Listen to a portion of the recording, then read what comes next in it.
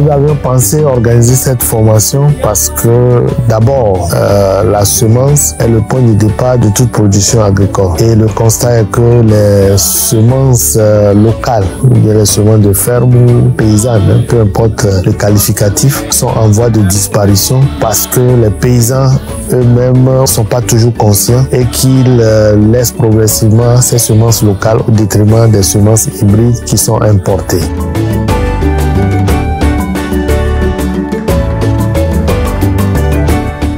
On ne peut pas cultiver aujourd'hui sans les semences.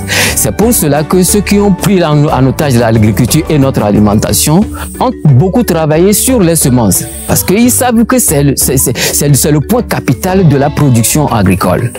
Et aujourd'hui, pour se soustraire de cette prise d'otage, il faut que nous soyons aujourd'hui propriétaires de nos propres semences. Il y a beaucoup de semences qui ont disparu. Ils ont disparu pourquoi? Parce que ces entreprises semencières qui ont pris en otage notre alimentation ont mis en place une politique qui fait que leurs semences sont mises en avant. Eh bien, la population perd ou bien les producteurs perdent aujourd'hui l'art même de produire les semences. Les semences artificielles, les hybrides, les OGM sont un danger parce que d'abord vous devez savoir que ces semences, c'est des semences à pesticides. C'est des semences qui sont accompagnées avec des pesticides, des engrais.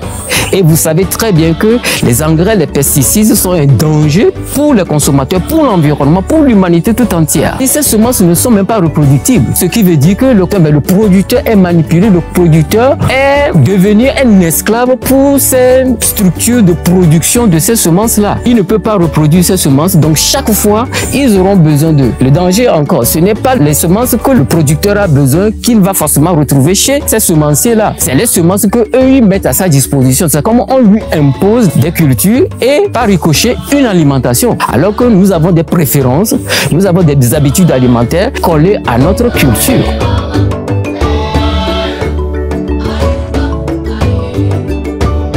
Les grandes étapes de la production des semences, quelqu'un qui veut s'engager dans la production des semences, d'abord doit prendre des semences mères qui sont des semences saines.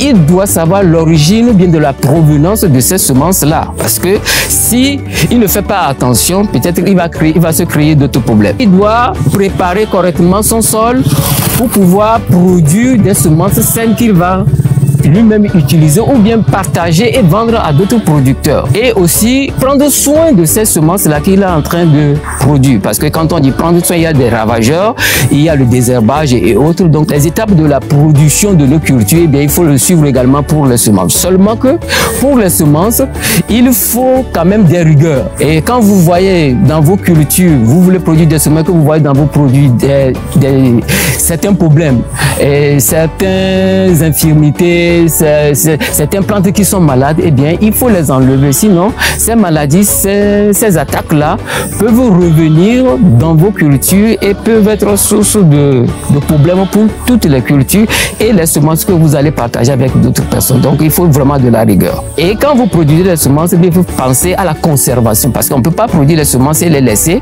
comme ça et espérer qu'on peut les utiliser.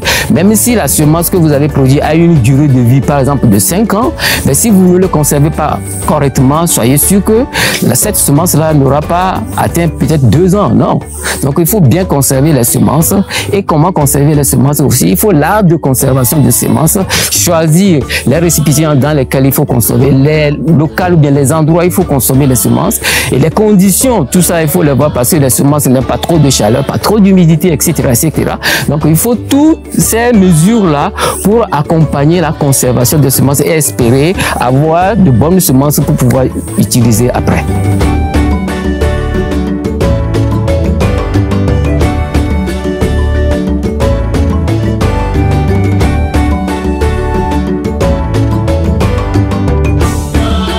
Tuturu mami plan bubu donc quoi c'est quand on tuturu na mi couleur article zazo kundonti donc ya mi pour le se kawo don to ko wo premier le bon le janwe article zazo munyu donc ni 3 article zazo nyonti et ya nous que be mi 20 ko couleur mi nous couillons que nous avons douanti.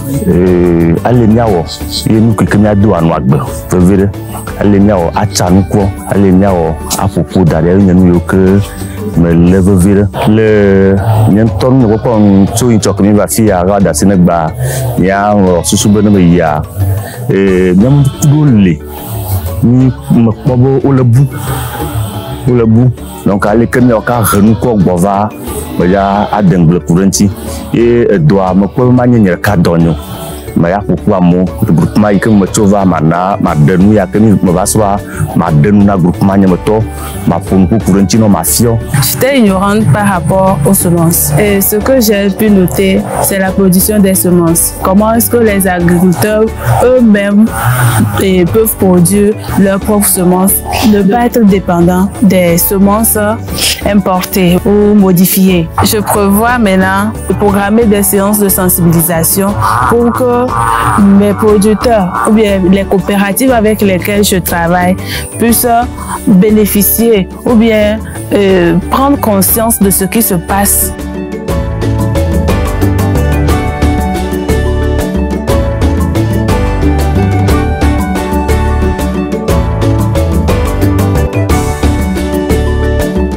Le SECA envisage à terme créer une banque de semences ici sur sa ferme et à partir de toutes ces productions-là, on aura toujours des échantillons, des semences qu'on va conserver ici à redistribuer, à partager avec les producteurs puis d'autres agriculteurs du milieu. Cela pourrait nous permettre de freiner un peu la disparition de certaines semences. Nous voulons remercier les partenaires, essentiellement Wipomi qui nous a soutenus dans cette formation.